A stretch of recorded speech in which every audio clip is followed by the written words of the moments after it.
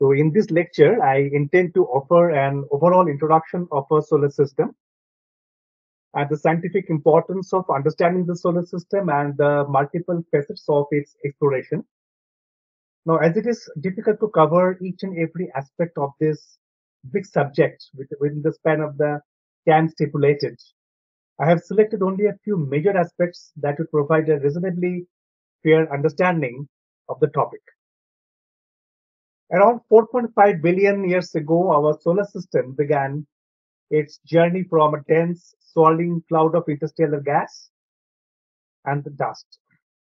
The trigger for this celestial process must have been started by the explosion of a nearby supernova, and that explosive shock that was emitted out of the explosion could have set off the collapse of this primordial cloud. And as the gravity took hold, the cloud condensed and flattened into a spinning disk. And the spinning disk is called a solar nebula. And eventually, the material gathered at the center, like I have shown here, and forming what would become our present sun, while the surrounding debris coalesced into the protoplanetary disks, laying the groundwork for the formation of the planets, the moon, the asteroids, and the comets.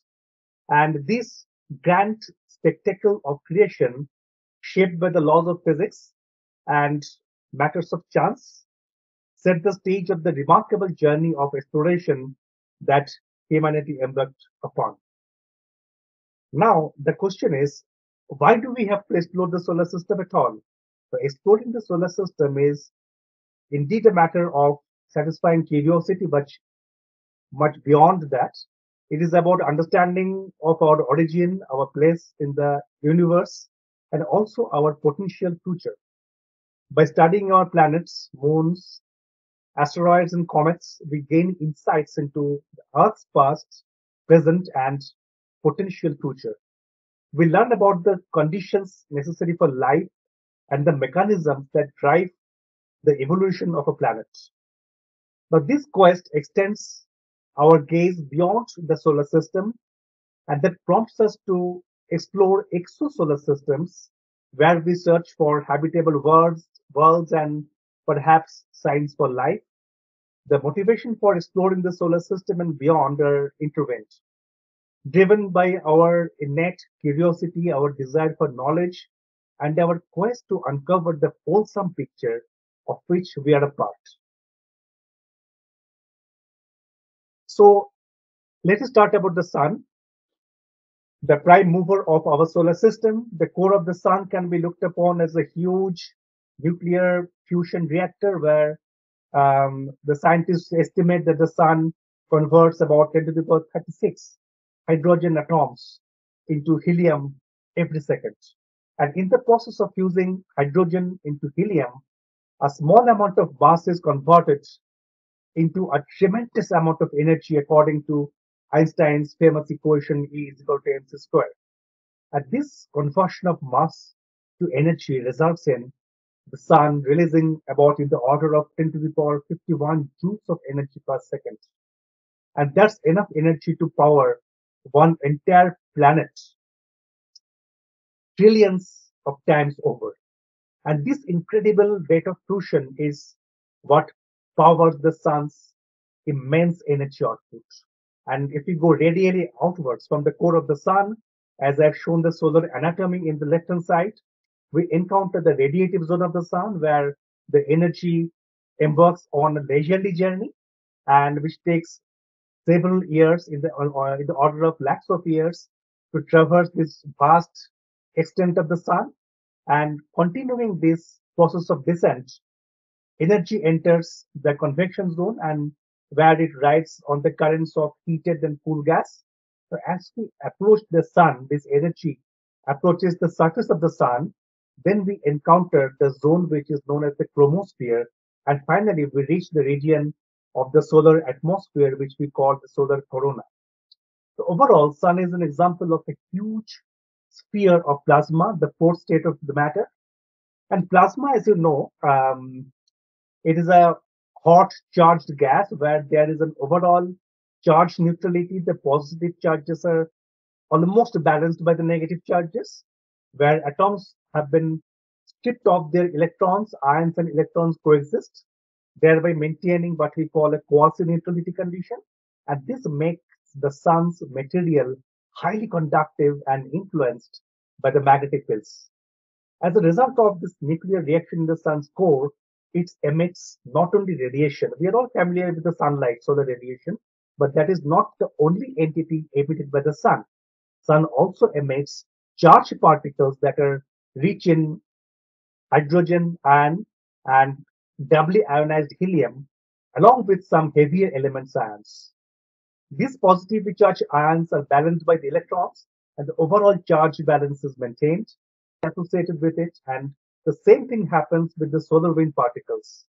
The solar magnetic field, which is also called the interplanetary magnetic field or IMF, emanate from the sun and spread out in the solar system.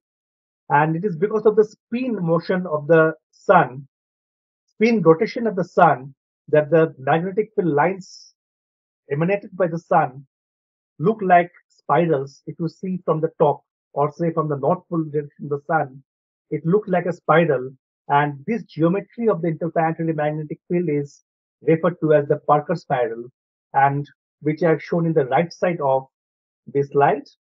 And along the Parker spirals, you are able to see some um, spiral trajectories which are taken by the charged particles of the solar winds.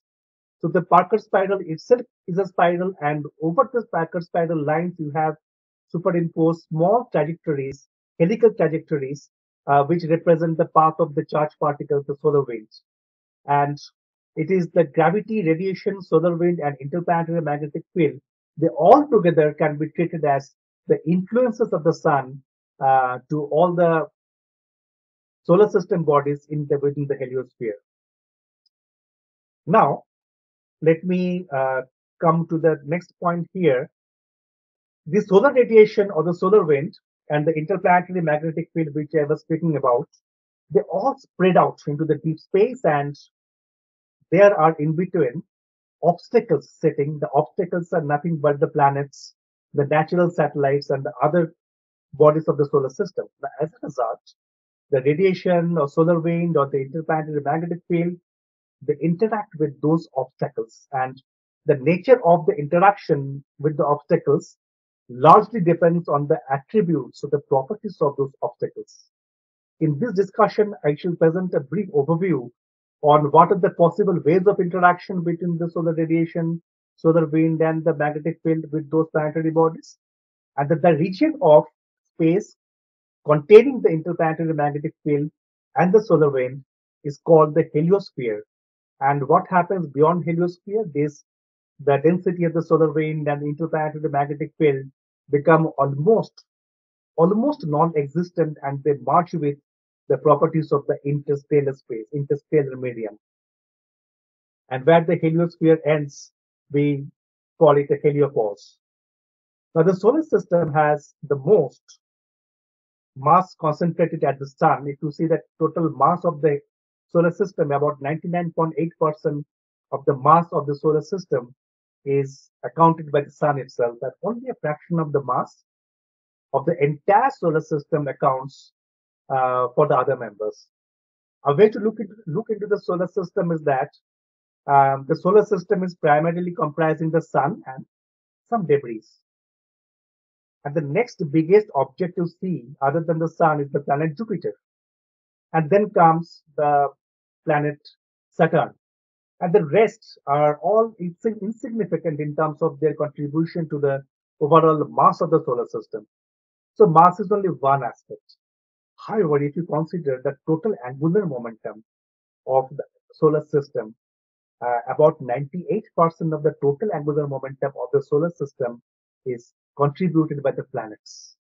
That is another way to look into the whole dynamics. Now, in the inventory of the solar system, we have 4 giant planets and 4 terrestrial planets. The giant planets are also classified into gas giants, Jupiter and Saturn, and the ice giants, Uranus and Neptune. The terrestrial planets are Mercury, Venus, Earth, and Mars, if we have to count radially outwards of the sun. And they all differ in terms of their composition and several other attributes. Now, apart from the planets, the solar system also comprises natural satellites, minor planets, comets, ring systems of the giant planets, and last but not the least, the interplanetary dust. We shall discuss about some of these members shortly. So, if you have to visualize the solar system, the best way to visualize the solar system from outside the solar system. And this picture represents an artistic view. Of course, it is not to the scale. And the giant planets here are shown zoomed, which depict their ring systems. This picture also features a comet as well, as you can see here. And the comets are wanderers in the solar system. You can also visualize the Kuiper belt and the Oort cloud. The Kuiper belt is here and the Oort cloud is here. The Kuiper belt is a vast icy ring beyond Neptune, filled with leftover debris from our solar system formation. Far beyond the Kuiper belt, there is the Oort cloud, which is a giant sphere of icy bodies, and that may be the source of some of the long period comets. The energy received by any planetary body from the sun depends on two main factors. One is the distance of the sun and also the own size of the obstacle. So in this context, it is pertinent to tell you about the Goldilocks zone, which is a region around a star, in this case our sun, where it's just right for the liquid water to exist as liquid water and potentially harbor life to exist on any planet. And forms of life exist on Earth because Earth is located in the Goldilocks zone of our solar system. And also the other parameters like the atmospheric pressure, the composition, etc. support the formation and sustenance of life. Now, since the beginning of the space era, mankind has several missions to space to study the solar system. Missions have been sent to several planets and their natural satellites, as well as to the asteroids. In addition to this, 5 spacecrafts have already been sent, which have headed out of the solar system into what we call the interstellar space. These are the Pioneers 10 and 11, Voyagers 1 and 2, and New Horizons. In this picture, I have shown the trajectory of each of these long distance wanderers spacecrafts. Among these, the New Horizon mission was launched in 2006. It completed flybys of Pluto in 2015 and currently it is heading out of the solar system after having several discoveries about dust impacts and extended Kuiper belt or even a second one in its credit. Now, at this juncture, it is pertinent to tell you about the International Astronomical Union. The International Astronomical Union, or IAU, is an assembly of astronomers from different parts of the globe, promoting astronomy through research, education, and even naming celestial bodies like planets and stars. International Astronomical Union was founded in 1919 and it helps astronomers collaborate across the borders. Now, during the year 2006 annual meeting of the International Astronomical Union, a major decision was made. The planet is defined to be a celestial body that would satisfy a set of 3 criteria. There, the celestial body should be in orbit around the sun. Second one, it should have sufficient mass for its self-gravity to achieve spherical shape. And we call this phenomena as hydrostatic equilibrium in physics. And last but not the least, it should have cleared the neighborhood around its object in orbit. I repeat, it should have cleared the neighborhood around its orbit. The meaning of this third statement is that the celestial body should not have any other planetary body in its orbit around the sun which is of the size comparable with itself. Or in other words, the celestial body should have the sole dominance in its own orbit around the sun. And it was because of the non-compliance to this third criteria that the celestial body Pluto, which was so far referred to as the ninth planet in the solar system, got demoted to the category of a dwarf planet. Pluto shares its orbit with Charon, whose size is almost half of the diameter of the Pluto, and thus, according to the set of criteria, although the first two criteria are satisfied, the third condition could not be met. And for the sake of perspective, in this slide, I have shown the Earth Moon system vis-a-vis the Pluto Charon system. You can see when it comes to the Earth Moon system, moon size is almost, say, factor of 4 less compared to the size of the Earth, which is unlike the case in Pluto Charon system. Pluto and Charon, the ratio is almost half. Now here I have attempted to represent the classification of the solar system bodies, which was also announced by the IAU in 2006 with the help of Venn diagrams. And I must tell you that although I have attempted to represent this classification with the Venn diagram, I found the matter not very straightforward. Yet this picture, you can consider that it offers a relatively good way of visualizing the classification of the solar system objects. To start with, the deep blue outer rectangle, which I'm showing here, it represents everything in the solar system. When I say everything, I mean a universal set, while the light blue inner rectangle here represents the solar system objects whose orbits are around the sun. Clearly, the area outside the light blue rectangle represents the objects that are not orbiting around the sun. Now, what are the possible examples of such objects? Examples may include the interplanetary dust, which not necessarily orbit the sun. Now, coming back to the light blue rectangle here, there are two circular overlapping sets which are shown. The light orange colored set represents here the solar system bodies that have enough matter or mass to attain a spherical shape because of self-gravity. On the other hand, the light green colored circular shape set here represents the solar system bodies that have established their dominance in their respective orbits, that is, have cleared their neighborhoods, the third criteria. Now, these two sets intersect. The intersection of these two sets, that is the light orange set, light orange and the light green sets, represents the regime of the full-fledged planets that satisfy all the three criteria to be called as a planet. However, the subset, which is represented by the light orange set minus the zone of intersection with the green set, is the regime of the dwarf planets like Pluto. Now, having said this, what about the subset which is defined by the light green set minus the intersection with the orange set? So I put a question mark here, you can see, because it is physically difficult to think of any solar system body which is at the same time massive and bulky enough to be dominant in its own orbit around the sun and yet not attaining a spherical shape.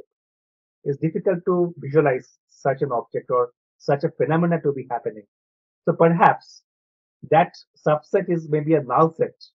So I'm throwing this question open to you. The light blue rectangle minus these two circular sets represent the minor planets.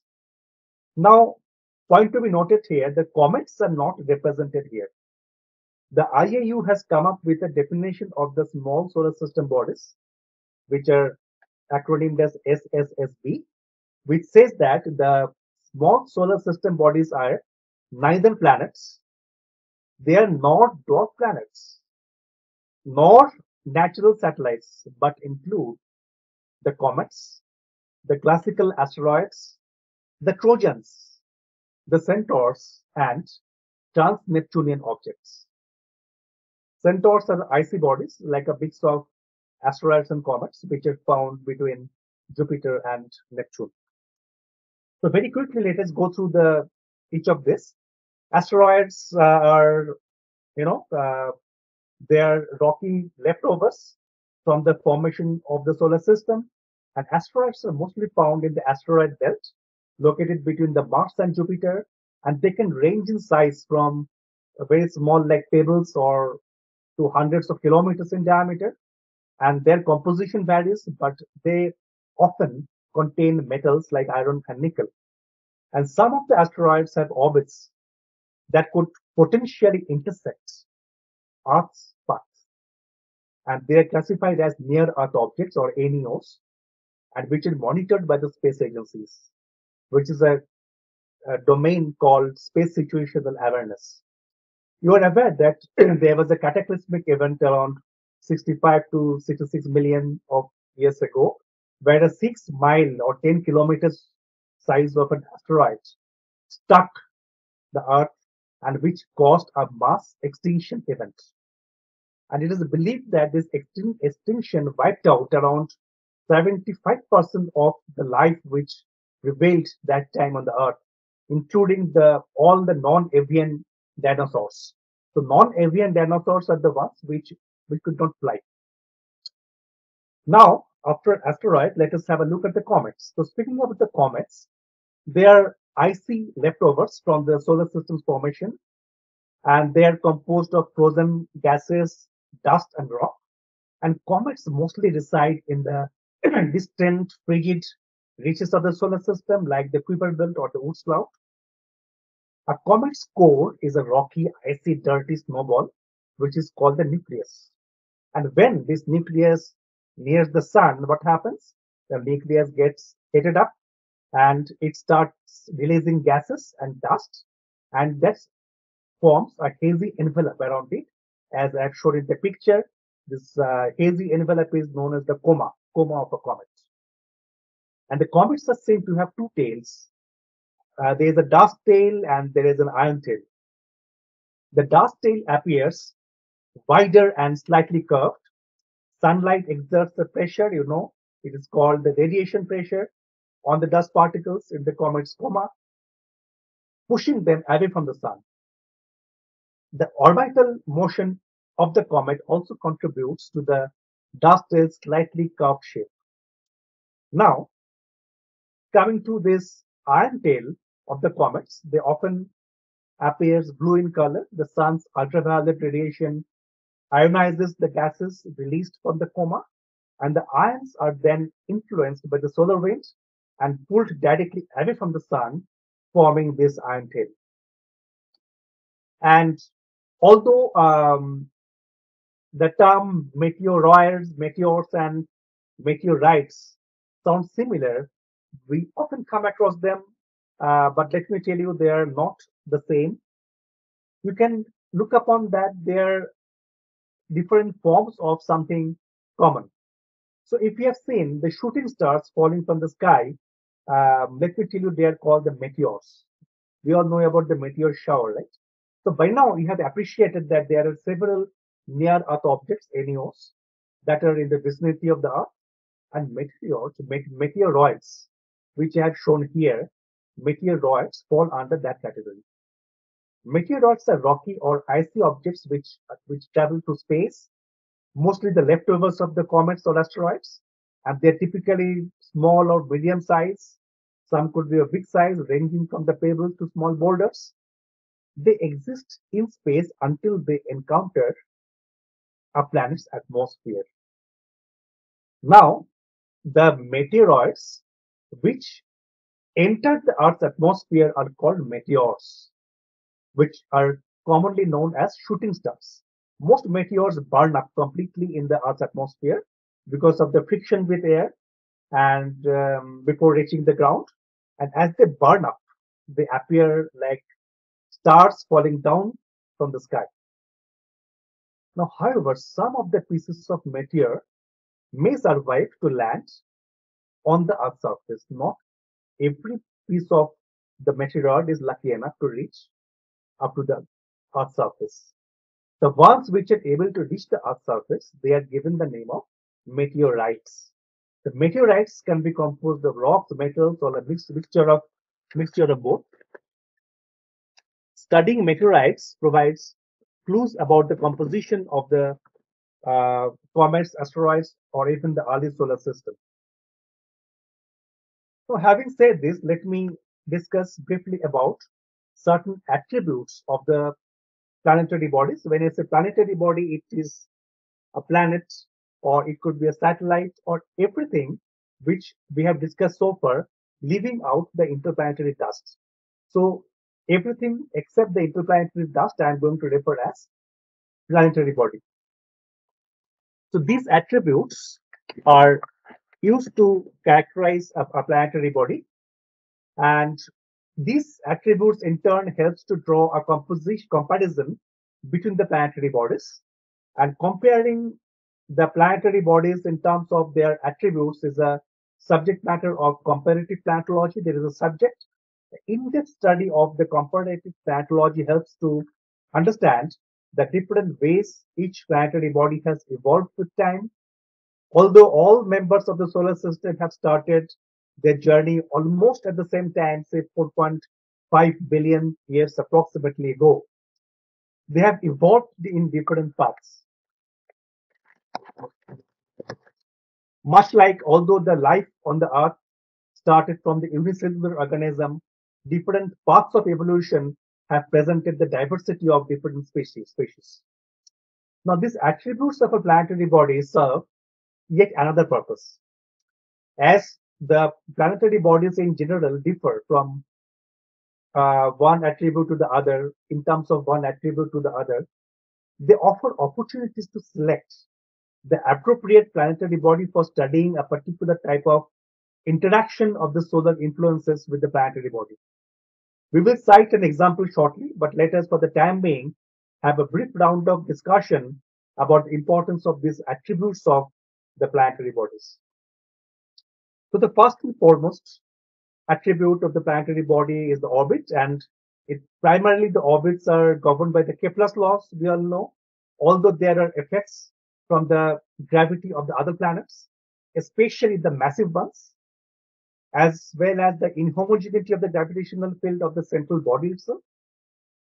And orbit of the planetary body are almost the same plane, and with reference to the Earth's orbital plane around the Sun, which we call the ecliptic plane. And a few of the planetary bodies also have retrograde orbits. Now, coming to the second attribute, the mass. The mass of a planetary body is a measure of the quantity of the material that has gone into making of the planet. And that is a very important attribute because more the mass, more the gravity, and also more the heat retaining capacity. The mass of a planetary body can be estimated by studying its perturbative effects on the other nearby planetary bodies or the orbits of its moons, if at all they are present, and also from the spacecraft tracking data. Now, another due to the hydrostatic equilibrium, and the size of the planetary body can be determined by the process of direct imaging and also with the help of some other techniques. Now, once the mass and the size of a planetary body are determined, one can estimate its mean density. And once you have done with the estimation of the mean density, you can also get an approximate idea about its bulk composition. So here for perspective, I had mentioned that for the giant planets, how much should be the mean density is about 1 to 2 gram per cc. For the terrestrial planet, it has got another range, 3.5 to 5.5 gram per cc. So from the mean density, you can also have an estimate what could have been the average kind of average density and the materials which have gone into making of this.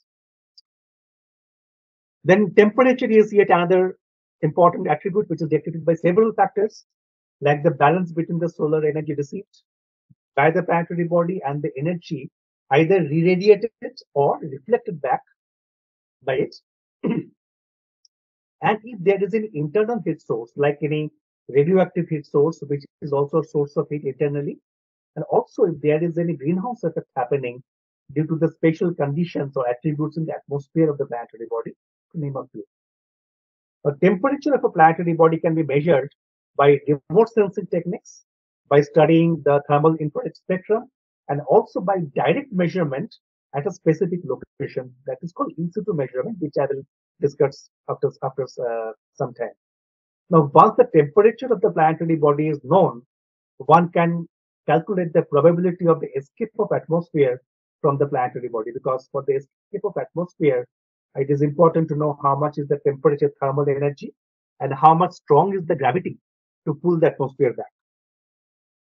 Now here, yet another important attribute is the rotation of the planetary body. So when I'm mentioning about rotation, I mean the spin rotation of the body and the spin angular momentum, which is associated with the spin motion of the planets, is an important component of the total angular momentum of the solar system.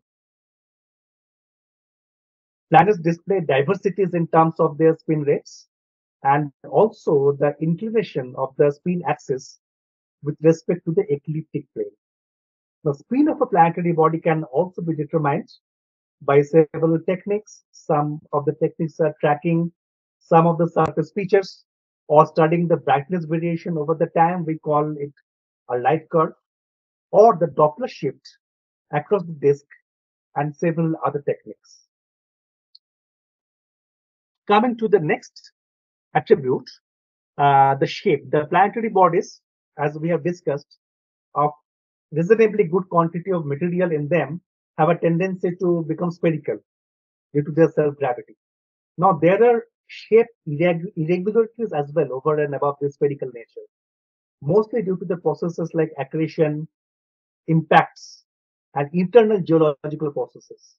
There is also an oblateness observed due to the planetary rotation, spin rotation, which manifests as the bulging out at the equatorial region and flattening at the poles, like an orange I have shown in the slides. And the oblateness of a planetary body is also responsible for causing slight deviation of its gravitational field from perfect spherical symmetry. And this oblateness is measured by several techniques like direct imaging or occultation experiments, radar echoes, and there are other techniques as well. Another important property is the magnetic field. Some of the planetary bodies do have magnetic field, some do not have. Among them, the ones which do have some magnetic field, some have inherent magnetic fields due to the motion of the charges in the interior, like Earth has a magnetic field. Some do not have so, but have an induced magnetic field due to the partial ionization of the atmosphere and the interaction of the solar wind. Like one example is Mars. Some of the planetary bodies do not have either. They don't have an inherent magnetic field or an induced magnetic field. The magnetic field of a planetary body and its type determine the nature of the interaction of the solar winds with the planetary body, because solar winds are charged particles. Yet another important attribute is the surface composition, which is a very important aspect when we speak about surface composition. We mean multiple facets. One facet is it could be the mineral composition or it could be the elemental composition. In several cases, different elements remain bound to the lunar minerals. Okay, not necessarily it could be isolated element. It could be a bound state in the form of a mineral. And study of this surface composition of a planetary body helps us to infer about the process of its formation, its evolution, and one can measure the surface composition with several techniques like thermal infrared spectrometry, X-ray fluorescence, and there are several other techniques as well.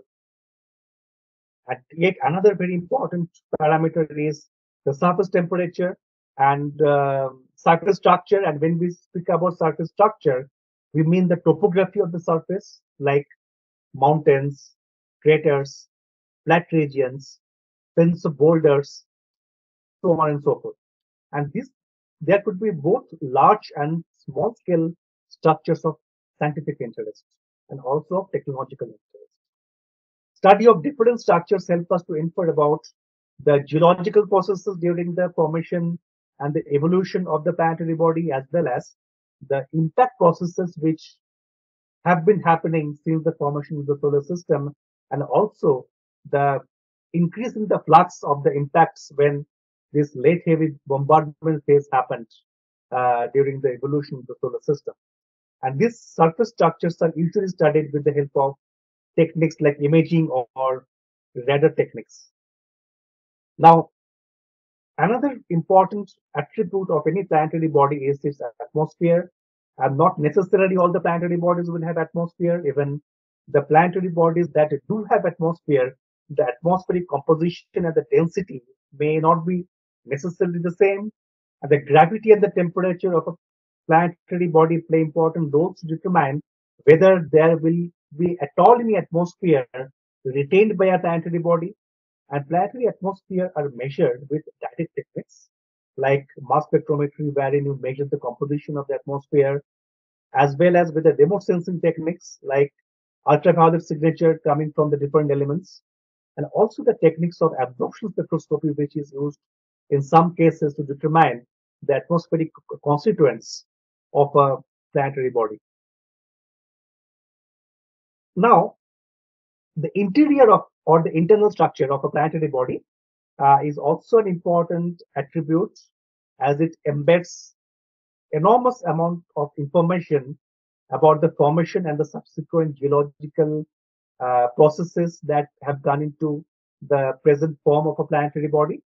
But unlike the surface and atmosphere, the interior of a planetary body is not observable directly. Indirect ways of guessing the internal structure of a planetary body includes techniques like studying the gravitational field or the rotation rate of the planetary body, seismic signatures, magnetic field, if at all magnetic field is there. Thus, we have a fairly good understanding about the significance of a set of attributes of a planetary body and the different kinds of techniques which are widely used to determine them. Now, I mentioned that some of these attributes of a planetary body determine how do the influences from the sun interact with it. Let us consider, for an example, the sun-earth interaction. Earth has an atmosphere and also a global magnetic field, which is also called the geomagnetic field, and that is often approximated by a hypothetical bar magnet, as I've shown in the left side of this picture. And let us first speak about the atmosphere.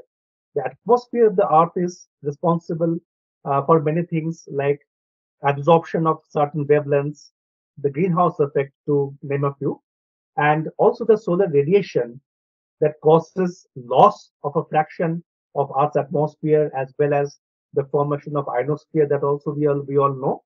Now, while each of these processes have got their own complexities, the interaction between the interplanetary magnetic field, which is coming from the sun, and the geomagnetic field seems to be more complex.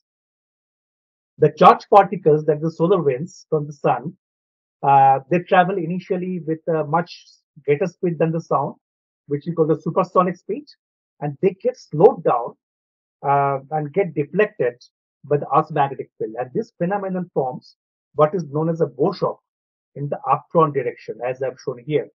And there is a power play between the interplanetary magnetic field and the geomagnetic field. And thus the magnetic field lines of the Earth get tapered out in the direction opposite to the solar direction, which forms a tail-like structure, and we call it a geotail. And often the magnetic field of the sun, the interplanetary magnetic field, recombines with the geomagnetic field if their directions are opposite. On the other hand, they repel if the directions are the same. The direction of the vertical component means the north-south component of the sun's magnetic field may flip, and while that of the geomagnetic field does not. At least in the shorter time scale, we are not considering about geological time scales of millions of years or tens of thousands of years. So thus, what happens at a given time, while the direction of the vertical component of the sun's magnetic field may slip, the Earth's magnetic field direction does not slip. So the sun's magnetic field direction, the particle component, determines the nature of the interaction with the Earth's magnetic field. And between the edges of the geomagnetic field, which is referred as the magnetopause, and the bow shock, there is a region called the magnetosheath. And magnetosheath is the region where the highly energetic charged particles are present. And um, there are certain cusp regions near the polar regions of the Earth where the magnetic field lines are weak.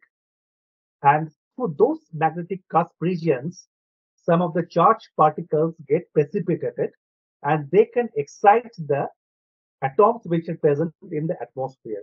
And when those excited atoms in the atmosphere undergo relaxation, there could be emission of some radiation at different colors depending on the type of the gas. And those radiation, those lights look spectacular during the nighttime, and that's how the aurora are formed. So one example of aurora, northern aurora, you can see aurora borealis. And what you can see here, the green color is caused by the relaxation of the excited oxygen molecules, which happens at altitudes around 100 to 300 kilometers. The blue and the purple colors, on the other hand, are produced by the excitation and subsequent relaxation of the nitrogen molecules at relatively lower latitudes. And thus, the phenomena of aurora may be looked upon as a result of the presence of both the atmosphere and the dipole magnetic field in a planetary body. Now, thus, at the moment we step out of the safety zone offered by the Earth atmosphere and the geomagnetic field, we expose ourselves to what we call as the space weather. Now, we are all familiar with the term weather.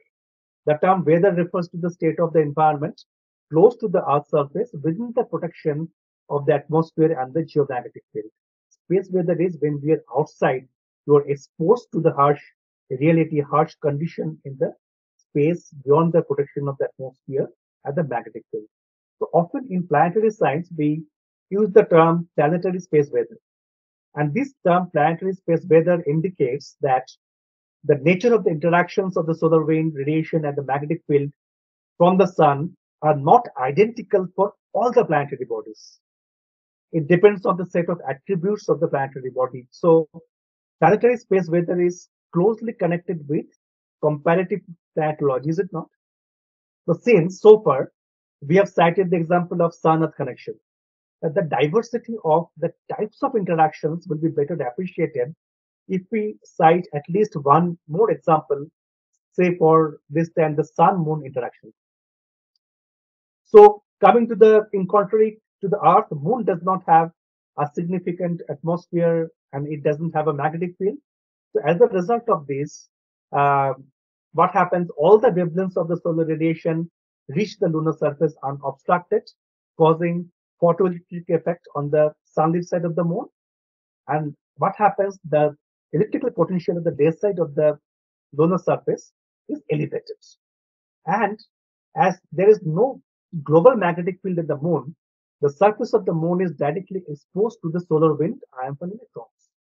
And here we are not discussing about the small patches of the magnetic field of the moon surface, which we call the mini magnetospheres. In general, it is not very wrong to say in a bigger scale, moon is not having any global magnetic field. The lines of the interplanetary magnetic field therefore do not find any hindrance for its passage when it sees the moon. The deposition of the solar wind on the moon's surface is also responsible for elevating the day-side surface potential. Thus, what happens? There is a significant electrical potential difference existing at the moon's day-night transition region, which is called the terminator region. And the lunar dust particles also get electrically charged and levitated. And in fact, the charged dust of the moon can be used as a tracer to study the electrical potential or the electrical field at the lunar surface and its spatial as well as the temporal variation. So by now, we have appreciated that different kinds of interactions are possible. The nature of the sun-earth interaction and the sun-moon interaction are quite different. And let me extend this discussion for the other planetary bodies also is very much different. And in this slide, I have tried to summarize a generalization of this discussion on planetary space weather. This is an approximate summary of the Sun-planet interaction. So in general, in this context, the term planet is not only the planets. There are also all the other solar system bodies where these attributes of having or not having atmosphere or the magnetic field are of what relevance. And the table is self-explanatory. I did not explain each of this. I have cited some examples like Mars, where you don't have any dipole magnetic field, but you have some induced magnetic field, but you have some amount of atmosphere. You have Moon, you have Mercury. In the Mercury, you have not any significant atmosphere, and you have some weak magnetic field also. So these four examples, this matrix tells you how the solar influences are present in the different planetary bodies and how planetary space weather differs from one planetary body to the other. Now, we have discussed so far about different celestial bodies and more importantly, some processes. Now, with this introduction, you have appreciated that these are the now there are lots of characteristic of features or attributes or the processes which need to be studied when we say that we are studying or exploring the solar system.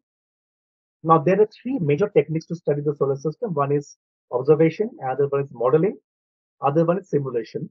And all this modeling, simulation, observation, they are all, it is a continuous process and self-sustaining process. Observation could be space-based, ground-based, or the observation of the samples returned by the space missions, or the samples like meteor samples. And when it comes to modeling, it could be a physics-based modeling, it could be a big data analytics, artificial intelligence-based modeling, where you do not bother about the physical processes involved. You look for the patterns and simulations, which could either be computer simulation or the laboratory simulation. In laboratory simulation, you create a condition to some extent possible to a situation which you are envisaging in space. And all these things are going to improve the kind of observation which you're going to make, either ground-based or space-based. And the space-based observation are also, space and ground-based observations are also going to help refining the parameters of your model. So we call it better constraining of the model parameters with the help of observation. So this process is a self-sustaining process, observation, simulation, and modeling. Among these, the space-based observation technique has got some merit because when you are within the atmosphere, it comes with the limitation of atmospheric haze or atmospheric absorption or the effect of the ionosphere. You have to go at least to the altitude of 350 to 400 kilometers above the mean sea level if we have to come out of all these effects, and that's how you need to have space-based observations. And to be more specific, if you want to be in a vantage point wherein you want to be beyond the influence of the Earth's magnetic field, you have to have an orbit which goes beyond the magnetosphere. And if you want to study the magnetosphere itself, you want to travel through the edges of the magnetosphere, intersect the magnetopause, definitely you should have an accordingly suitable orbits. Or if you have some more stringent conditions, like you want to have a continuous view of the sun, then you should be in the first Lagrangian point. So all these things I am going to tell because I am telling because I want to give an impression how different are the possibilities offered by the space-based observations, which are not possible within the realms of the ground-based observation. And when you say I want to do a space-based observation, obviously you want to design a space sense mission. And here I would like to tell you how space-based missions are designed. It goes in steps. In step one, it starts from a fundamental question. A fundamental question often sounds more philosophical than scientific. It may sound like how did it all began and how did it evolve and where did it headed to. And these fundamental questions are often very much abstract and needs to be broken down into specific scientific questions, which may be semi-fundamental or a bit more objective. And this is called the step 2. And during this step, where one has derived a set of scientific questions by disintegrating the unique fundamental questions, the target planetary body is chosen. And based on the scientific problem that one needs to address, an appropriate planetary body is selected as the target. Sometimes you may choose Moon as your target, sometimes the Mars as your target, sometimes Venus as your target. So after having selected the target planetary body for observation, coming to step 3, the question that is asked is what all attributes of the target planetary body need to be studied. And this step may be termed as the domain identification step, where one decides whether to study the surface, the interior, or the atmosphere of a planetary body, or a combination of all such attributes. After having identified these domains, uh, the next step is step 4, the selection of the parameters of observation. The parameters could be like surface roughness or surface reflectivity at a given wavelength, etc. And in this step, while you are arriving at the list of parameters for observation, the ranges of the values of the parameters are also decided. So you are coming to the numbers and also decided at the desirable accuracy levels in the determination of the values of the parameters. And this process leads to the identification of the techniques for observation. As for example, you may choose altimetry as a technique or infrared spectrometry as a technique. And the techniques chosen in turn lead to the identification of the scientific instruments or the payloads for observations. And in these examples, the payloads could be a laser altimeter or an infrared spectrometer. While defining the payloads for the missions, the instrument specifications are also defined. For example, when it comes to an infrared spectrometer, let us say, a few important specifications could be the wavelength range, the wavelength resolution, or sensitivity of the detector, the noise level, and there could be many other parameters also. After having arrived at the set of the payloads which are desired specifications, which will have the desired objective of studying the planetary bodies, we come to the step 5, wherein it is the time for selecting the suitable platform for observation. So what is the platform for observation? It could be a lander, a rover, or an orbiter, or a hopper. These are all platforms. The planning doesn't end here. After having selected the correct observation platform, one also needs to have an observation plan and the readiness of the ground stations for supporting the science mission, to name a few. An important activity I must mention here that concerns the ground station is to ensure that the data, science data that would come from the space-borne payloads are processed properly without errors and are archived for the analysis by the scientists. And that is called the data pipeline. And even after placing the science mission to the space, the work doesn't end there. The scientists meticulously conduct observations by operating the science payloads and download the data through the antenna. And very quickly, just glance to the different platforms which I've already mentioned. And after having this idea about the platforms, let me very briefly tell about the different techniques. So we will not go to the each and every technique. Let me speak in very general. Um, the techniques for space-based observation can be classified into two broad classes. One is the remote sensing observation, and the other one is the in situ observation. In remote sensing observation, the subject of observation is not in contact with the scientific payload. The observation happens remotely. On the other hand, in the in situ observation technique, the subject under observation is in direct contact with the scientific instrument or the scientific payload. Each of these classes have their own advantages and limitations. While the remote sensing observations offer the opportunity to study a planetary body globally, the in situ techniques facilitate direct observation of a specific place of a planetary body. The spatial coverage of a remote sensing observation, of course, is more, which is not the case for in situ observation. On the other hand, when it comes to in situ observation, it offers for very sensitive observations, which may not be often possible by remote sensing techniques. And another problem with remote sensing techniques is that the intervening medium between the scientific instrument and the subject and the study. The properties of the intervening medium needs to be accounted when you are doing the scientific analysis. And until proper corrections are made on the first level of the observation data to compensate for the effects of intervening medium, the results also may be erroneous. And this process often we call the process of inversion.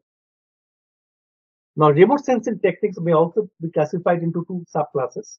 One is the passive remote sensing, and the other is the active remote sensing. In passive remote sensing, information is derived by the scientific payload by analyzing the wave of the particle which is emitted or reflected by the subject under observation. On the other hand, in active remote sensing, what happens? There is a source of electromagnetic wave or something similar which is carried with the scientific instrument, which is used to shine the object under observation, and the reflected signal or the scattered signal is studied. One such example is the radar. In these pictures, in the last two slides, I have tried to show different techniques of each category. Time will not permit me to go to the each and every technique. Maybe we will reserve it for some other lecture. Now, before I conclude, I must draw your attention to the contributions made by the Indian planetary exploration missions. India has a stable lunar exploration program with the launch and operations of Chandrayaan 1, 2, and 3. India also had completed its first Mars orbiter mission. There are also many more missions to come in future, and each of these missions have contributed significantly to the expansion of our knowledge about these planetary bodies. And what I have not shown in this slide is the mission to understand the sun also has flown the Aditya L1 science mission. Thanks a lot. Aditya L1 science mission, which is also studying the sun, which is also going to help us understand the effect of the sun to all the other, at least the Earth, the influences which are coming from the sun to the Earth, sitting at the first Lagrangian point.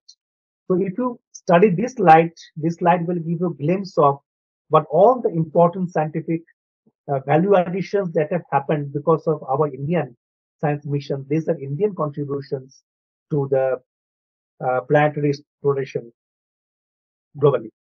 Now, while there are immense possibilities in the field of solar system exploration, we must build a pool of professionals who will contribute to the domains of science, technology, and engineering towards the exploration of the solar system.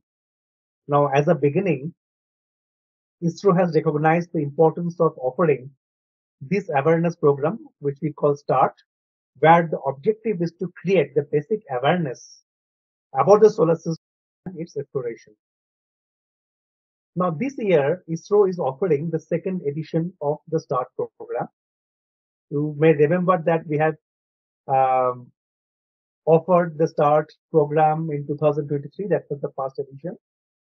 And this year, we are going to offer the START program with the theme Exploration of the Solar System. And before going to the details of the exploration of the solar system START program, let me tell you something very important which you must take a note of. This slide tells you about the repository of the Indian Space Science Data Archival, which is the website of the ISSDC, Indian Space Science Data Center. You visit the website and you will be able to get the data of the Indian space science missions. All the data are available, and also are mentioned the documentation files, calibration files, caveats, and also the contact details of the principal investigators. You can get in touch with the principal investigators, collaborate with them, and start using our own space science data, Indian space science data, through this website. And if you want to, if you are a serious researcher, you want to go beyond the only Indian data, you want to see the international data, you have to go to the website of International Planetary Data Alliance (IPDA) website, wherein our ISRO data are also present as a link. If you go to the access of data field, you are going to get a list of the space agencies ISRO data are also present here. And there is a link called Recommendation and Standards. This is worth studying because data archival, planetary data archival has got some guidelines, certain protocols and standards. So in this short span of the START program, we may not be in a position to tell in details about all these protocols, but at least for the sake of awareness, uh, let us tell that there are certain standards or protocols for archiving of the planetary data or the space science data in general. I suggest you to go to all these sites and do a self-study. Now coming back to the STAR 2024 program, the theme is exploration of the solar system, and there will be 25 lectures, including the lecture which you're listening. So 24 more lectures are going to come on this theme. And these lectures will be delivered by the eminent scientists from ISRO, the Department of Space, and also other several reputed national academic and research institutes. And there will be interaction session with the lecturers after each session. And what is the expectation of the START program? It is expected that after the successful completion of the START 2024 course, a participant will have a reasonably good idea about the formation and evolution of the solar system, the members of the solar system, the idea about comparative planetology, the aspects of space weather, how space weather effects are different from one planetary body to the other, the aspect of life in the solar system, organics in the solar system, design and operation of the science missions, scientific instruments or payloads, how to build scientific instruments, and what are the technologies which we need for the future exploration. Because we have a very long future. The roadmap is getting prepared. Big vision is being shown. Now, how to fit that requirement? What are the enabling technologies? Those also will be discussed and will provide food for thought. And we hope that this lecture series will kindle the interest of young minds to delve deeper into the subject, and some of them, if not all, may contribute significantly to the science and technology of the planetary exploration. And with this, I conclude my lecture. Thank you very much. Thank you for your patience and listening to this background lecture, and which is the beginning of the START 2024 series. Jai Hind.